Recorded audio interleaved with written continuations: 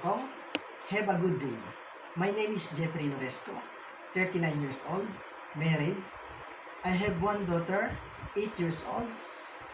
My height is 167 centimeters and my weight is 59 kilograms. I'm only child of my parents, Madam and Sir. My working experience, my first employer, I worked in Saudi Arabia for 5 years as a coffee maker.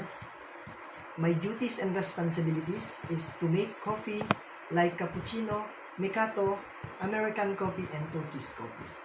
And my second employer in Brunei, I worked in Brunei, Darussalam for 4 years as a houseboy. I'm only serving one couple.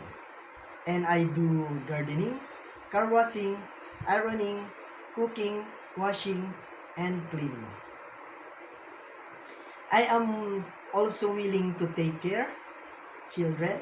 I'm also willing to share, also willing to take care pet because I am a pet lover.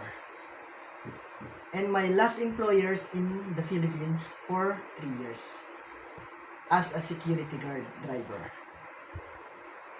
My duties and responsibilities to secure the bank and the money to be safe.